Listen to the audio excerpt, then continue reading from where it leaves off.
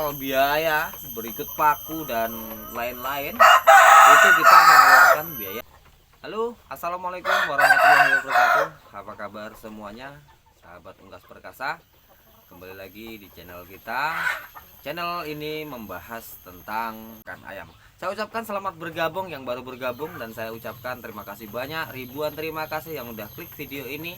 Dan saya ucapkan juga terima kasih banyak yang udah subscribe channel Unggas Perkasa, dan yang belum subscribe mohon bantuannya untuk subscribe channel ini, karena channel ini membahas tentang peternakan ayam dan pertumbuhan ayam. Pokoknya sama-sama belajar. Channel ini dibuat untuk belajar beternak ayam yang baik dan benar ya. Walaupun saya tidak terlalu bisa untuk beternak ayam ya, intinya kita saling belajar ya. Karena menurut saya ya kita hanya bisa belajar dan belajar terus belajar.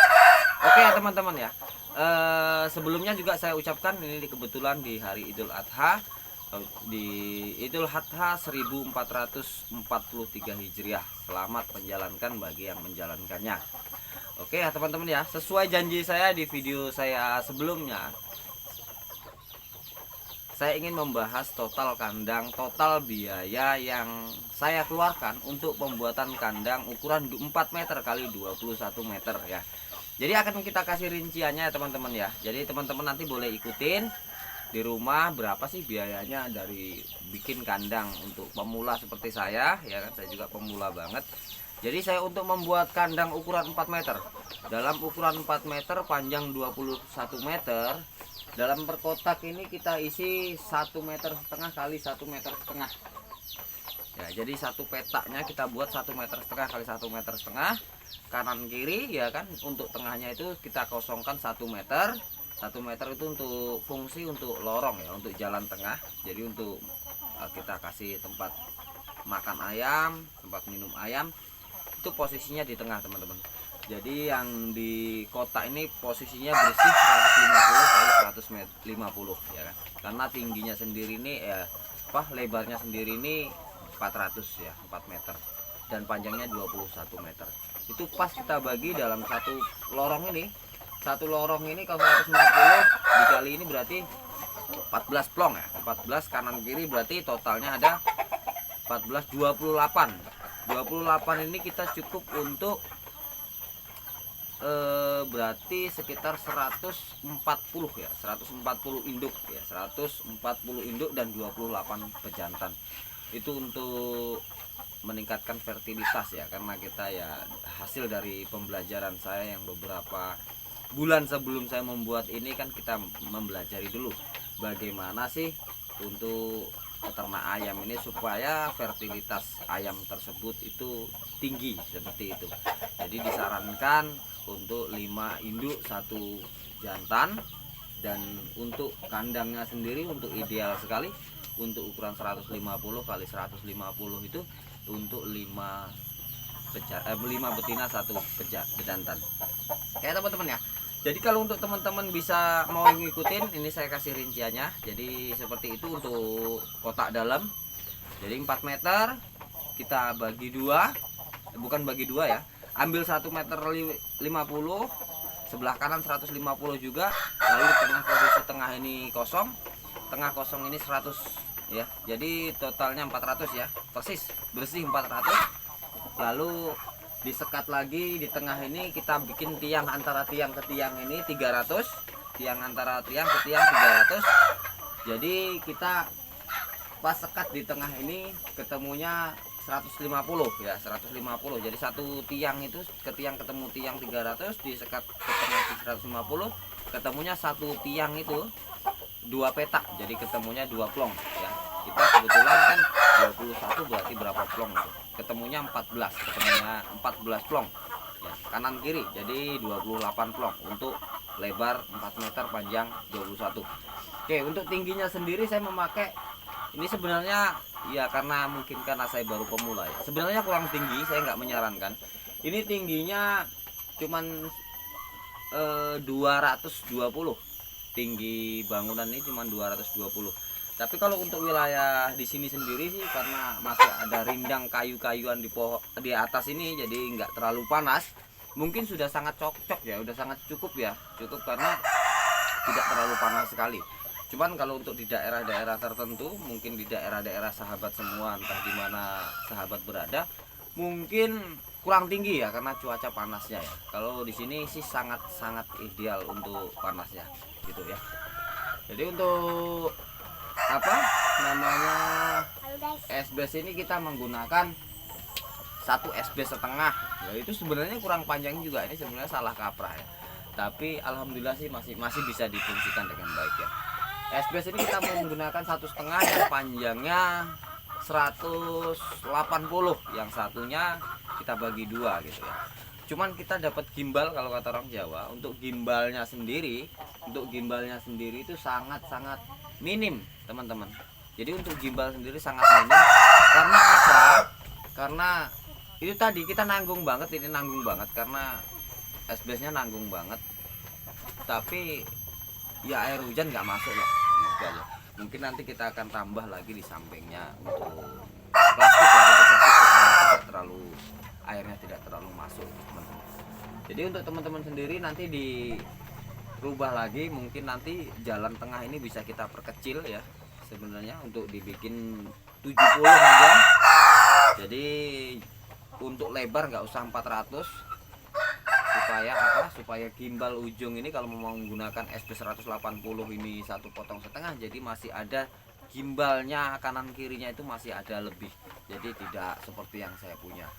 Tapi oke, enggak masalah karena kita namanya belajar, jadi hanya berbagi. Oke, mengenai biaya, untuk mengenai biaya sendiri saya sangat murah ya, jadi sangat murah banget. Karena apa? Ini kayu ini menggunakan kayu 6 kubik ya, sekitar 6 kubik, terdiri dari reng juga kita hitung kubikasi kemarin. Jadi ada reng, ada usuk, ada untuk atas ini, ada 714-nya, ada 710-nya, itu untuk atasan. Yang paling banyak itu kita menggunakan reng sama usuknya teman-teman. Jadi kalau teman-teman bikin kandang kalau sistemnya seperti ini dan bawah untuk pakai reng semua, itu rengnya juga banyak. Yang banyak lagi usuk, karena untuk sekatan semua kita menggunakan usuk kan, jadi usuk harus paling banyak. Jadi minimal kalau untuk bikin segini ya usuknya ya 2 kubik ya, 2 kubik. Lalu rengnya, kalau rengnya nanti kita perinci lagi ya, pokoknya yang jelas usuk paling banyak. Oke, lalu kita total kemarin itu habisnya 6 kubik ya, 6 kubik sekian lah. Dan kebetulan saya ini kemarin di video pertama saya ada yang gesek, itu kita menggunakan kayu kita sendiri, itu habis 2 kubik. Jadi kita nggak beli, jadi agak murah lagi, kita pangkas biaya lagi, kita bisa memangkas biaya lagi. Atau sobat di rumah yang punya pohon kayu yang bisa dimanfaatkan, boleh dimanfaatkan ya kan. Kalau untuk beli sendiri di daerah saya sini per kubik itu sampai 2 juta lebih ya, 2 juta lebih. Jadi sangat lumayan ya, kalau untuk habis 6 kubik masih lumayan ya. Untuk pembelian kayu aja kita mengeluarkan biaya lebih dari 10 juta gitu untuk biaya kayu. Untuk SBS-nya sendiri, oh ya, untuk SBS sendiri saya menggunakan yang ukuran 18 tadi, kita habis 6 kodi ya, jadi kita habis 6 kodi. Kalau di sini satu kodi itu yang bagus itu kemarin aku 660 kalau nggak salah ya, 660 per kodinya. Jadi untuk biaya SBS-nya. Kalau untuk tukang mungkin di setiap daerah lain ya. Kebetulan kemarin juga masih saudara kita sendiri, jadi ini kandang ini dibuat dengan kebetulan. Jadi kebetulan masih saudara sendiri, jadi masih murah, cuman 100.000 per hari ya kan. Kalau kita menggunakan 2 orang ini kemarin sekitar 9 hari 10 hari sorry. Jadi bersih kandangnya sebelum kita buat ini sekitar 3 hari, lalu kita buat ini sekitar 9 hari, jadi total sekian hari lah, itu kali 2. Nah, jadi total biaya berikut paku dan lain-lain itu kita mengeluarkan biaya 25 juta. Jadi teman-teman, untuk pemula saya rekomendasikan banget ya untuk bikin seperti ini. Oke lah, misalkan teman-teman ada niat untuk beternak, nggak harus besar juga, nggak masalah. Maksudnya kecil dulu nggak masalah. Cuman saya sarankan untuk langsung kandang postal ataupun kandang permanen. Jadi ya memang banyak juga yang metode pembuatan kandang baterai yang kecil, yang minimalis itu ya. Saya tidak menyarankan kalau untuk pemula. Justru untuk pemula lebih bagus seperti ini, walaupun kita nggak bisa bikin 21 meter, cukup 10 meter 5 meter pun tidak masalah, kita bisa bertahap. Apabila nanti perkembangannya bagus, teman-teman bisa menambah panjangnya, menambah lebarnya begitu. Jadi intinya kita satu kali buat untuk 1 tahun, jangka 1 tahun, 2 tahun, 3 tahun, mungkin 5 tahun, mungkin 10 tahun kita nggak buat kandang lagi ya, nggak bikin kandang lagi. Jadi kita menyarankan itu. Nah kan, jadi mungkin nanti ada renovasi kecil ya. Jadi nggak terlalu repot lah. Jangan nanti kita udah siap ayamnya banyak, namun kandangnya ada baterai, nanti takutnya kenapa? Jadi teman-teman itu waktu di saat ayam sedang banyak-banyaknya, kandang harus renovasi, itu mengeluarkan biaya juga yang lumayan juga. Nanti malah teman-teman yang repot sendiri. Jadi ayam semakin banyak, kerjaan semakin banyak gitu. Jadi saya menyarankan untuk langsung aja. Ya itu tergantung teman-teman semua ya. Itu kan menurut pengalaman masing-masing atau menurut keyakinan masing-masing lah intinya. Kalau untuk saya sendiri, walaupun saya pemula, ya saya harus seperti ini. Karena apa? Karena biar kita nggak repot gitu, biar nggak kita repot di kemudian hari ya. Karena kita yang namanya usaha itu pasti kita punya mimpi untuk lebih besar ya.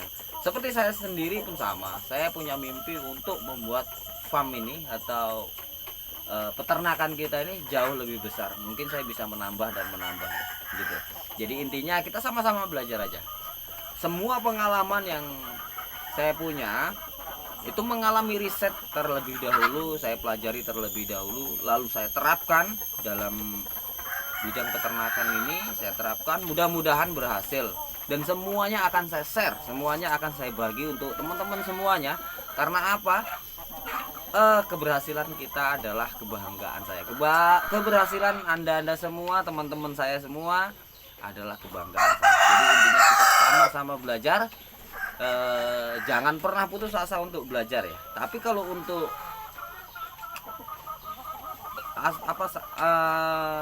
feeling saya sendiri ya, untuk feeling saya sendiri mungkin akan lebih mudah ya, lebih mudah untuk beternak ayam ini. Kenapa saya bilang lebih mudah? Untuk ilmu ya kita bisa melihat seperti ini ya, melihat contoh dari teman-teman yang lain, dari YouTube yang lain. Untuk sisi pengobatan, untuk sisi SOP kandangnya seperti apa, kita harus bisa mengerti ya. Jadi kita harus belajar dari situ supaya apa? Supaya teman-teman itu 99% tidak gagal. Jadi jangan pernah putus asa, jangan pernah berhenti untuk belajar. Tetap belajar dan belajar, tetap dan selalu belajar. Karena apa? Karena belajarlah yang kita bisa sekarang ini. Seperti saya ini, saya hanya belajar dan belajar. Setelah saya belajar, dapat pengalaman dari berbagai sumber yang saya dapatkan, lalu kita share, lalu kita terapkan ya, supaya apa? Tidak mengalami kegagalan. Karena menurut saya pribadi, untuk mengeluarkan biaya yang segini ya nggak banyak, menurut saya ya lumayan banyak gitu loh. Karena apa ya, kapasitas kita nggak segini banyaknya sebenarnya gitu. Jadi untuk pembuatan kandang, belum untuk pengisian ayamnya gitu. Oh ya teman-teman, saya juga ingin kasih informasi sedikit ke teman-teman. Kebetulan ini separuh kita isi ayam AK, jenis AK. Kebetulan ada peternak di daerah saya, itu masih sebenarnya teman lama juga. Dia sukses beternak ayam kampung jenis AK skala rumahan. Nanti suatu saat pasti akan saya share di teman-teman semua, saya share di YouTube saya ini bagaimana cara dia memulainya dari 3 induk sampai jadi itu seperti apa. Dan alhasil sekarang itu udah memiliki ratusan indukan. Jadi yang udah sangat lumayan, itu semua jenis AK, dan dia kerjaannya hanya ke pasar bawa ayam ya. Jadi kalau ke pasar bawa ayam, jadi dia cuman jualan ayam, cuman dia nggak beli ayamnya, nggak beli dari petani-petani lain, dia jual ayam yang dia punya sendiri gitu. Kebetulan indukan yang saya pilih juga dari beliau. dari beliau kita beli satu paket, tiap paket ya. Jadi AK itu kita minta ke beliau itu satu paketnya 1 jantan 5 jago, dan saya minta ke beliau. Dan di sana masih banyak banget. Kalau teman-teman ada yang mau juga untuk jenis AK ya, untuk jenis AK bisa hubungi nomor WhatsApp yang ada di bawah ini, nanti akan saya bantu untuk cari indukan AK ya, untuk cari indukan AK yang seperti yang saya punya ini gitu. Ada di teman saya, dia menjualnya juga untuk paket ya. Kalau untuk paket mungkin masih ada kalau 10 paket ya. Jadi kenapa ini baru separuh yang saya isi AK? Karena saya ingin punya 2 versi. Yang samping kita pilih untuk indukan AK, dan yang samping akan saya pilih indukan KUB ya. Jadi kita ingin track untuk kedua jenis gen betelur ini, ayam ini, mana yang lebih produktif, satu mana yang lebih bagus untuk di pasaran, nanti untuk pedagingnya seperti apa, di pasarannya sendiri untuk penjualannya seperti apa, dan untuk daya tetasnya seperti apa. Pokoknya semuanya akan saya riset, dan pengalaman itu pasti saya akan bagikan ke teman-teman semua. Karena ini menurut saya baru tahap pembelajaran, karena saya pemula. Jadi untuk ini tahap pembelajaran. Oke teman-teman ya, jadi kita nggak terasa ngobrol udah panjang kali, lebar kali, banyak ya. Jadi video ini cukup sekian dulu. Dan jangan lupa ya teman-teman ya, di subscribe ya, subscribe channel ini, channel Unggas Perkasa, supaya teman-teman bisa melihat update-update terbaru tentang akan di Unggas Perkasa. Dan saya akan share semua pengalaman yang saya dapatkan. Tentunya yang saya share mengalami riset terlebih dahulu untuk saya bagikan, jadi nggak asal bagi ya. Oh ya, satu lagi, untuk video berikutnya kita akan share lagi untuk peternakan ayam petelur. Kenapa? Saya juga punya peternakan ayam petelur yang alhamdulillah udah 8 bulan berjalan, dan itu sudah melewati riset, dan itu memang murni yang akan kita share besok. Itu udah murni pengalaman yang kita jalani selama 8 bulan. Jadi bukan hanya abal-abal ya. Jadi memang benar-benar kita riset benar-benar. Jadi untuk menghasilkan video atau untuk kita benar-benar bikin video itu penuh riset terlebih dahulu baru kita buatkan, supaya apa, teman-teman juga nggak gagal gitu ya. Dan tentunya teman-teman juga bisa senang ya, karena bisa berhasil ya. Oke teman-teman, terima kasih banyak. Saya ucapkan mudah-mudahan kalian dalam keadaan sehat selalu dimanapun kalian berada, dan jangan lupa di subscribe channel Unggas Perkasa. Oke, terima kasih. Assalamualaikum warahmatullahi wabarakatuh.